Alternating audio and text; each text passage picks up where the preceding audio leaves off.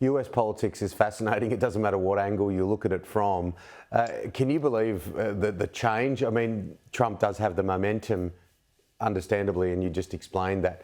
But compared to where it was at when Joe Biden was up against him, it was almost impossible to consider that the Democrats could get anywhere near a win.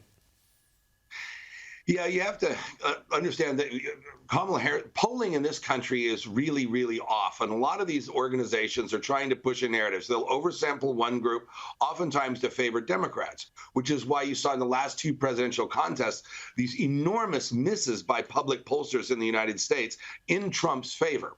And there could be a lot of reasons for it. I do think that sometimes they're putting their thumb on the scale. At other times, it's just people, Republicans just don't want to answer pollsters' questions, and they never get the samples quite right. Trump always overperforms in polls.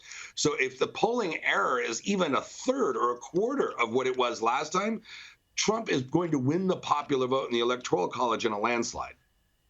So Kamala Harris has just conducted an interview over the last couple of days, really, with Fox News. It's the first time that she's really stepped into the lines. Then there were a lot of interviews that she did, but you'd have to classify them as soft interviews. What did you make of that interview, and is it all too late? Well, great question. So during the beginning of the Kamala Harris campaign, after Joe Biden stepped out of the race, the Democrats went into a strategy of we're going to hide her, we're going to put her in the basement, we're not going to let her do any interviews because they know her. They know what she's like. They've had her for 3 years as the vice president. They know that she can't articulate policy positions. She just engages in psychological bromides and bats her eyes and flips her hair. She doesn't actually address the issues or answer questions directly, and she can't handle anything adversarial. So they hit her. The polls started to go south. Then they realized they had to do something, but it was more of an act of desperation than anything else. And yeah, she did quite well in this interview, though, didn't she? Really, like when you look at it, if you're going to be sort of somewhere in the middle, she surprised me. She did better than I thought. Really? Well, you must have had a low bar for her going into that because she never did answer the questions. You know, Brett Baier asked her, when did you notice Joe Biden's mental and physical decline? She said, I saw him every day. And she avoided that question. She never talked about immigration. She never once talked about the specifics of any issue. She never once said what she would do. All she wanted to do was pivot back to attacks on Trump, but she never articulated a vision or talked about issues or facts or even said a number once, not once. Yeah. A couple of the articles I read said bruised but battle hardened. So I'm certainly not in the camp just by myself. But there is that view that it's all a little bit too late because, you know, when you want to win an election, you can't win on the vibe. No, you can't. The Democrats made a bet that they could win with oodles of money, an American media, which is 100% in the tank for Democrats. I don't think anybody really contests that anymore.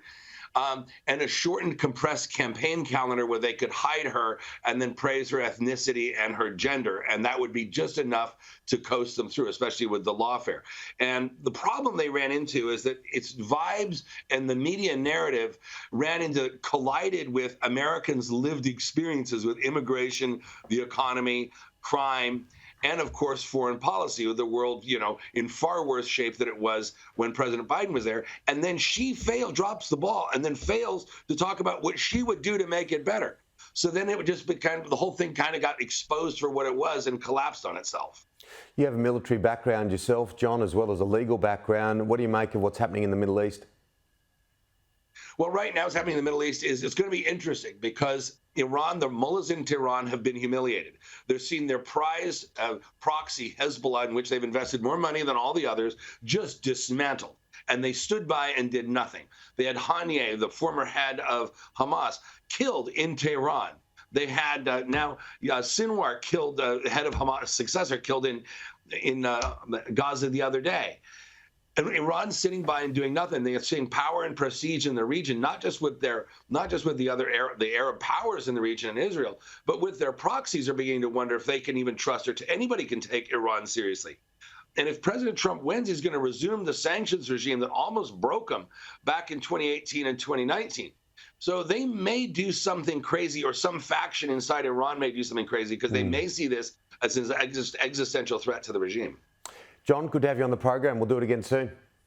Look forward to it.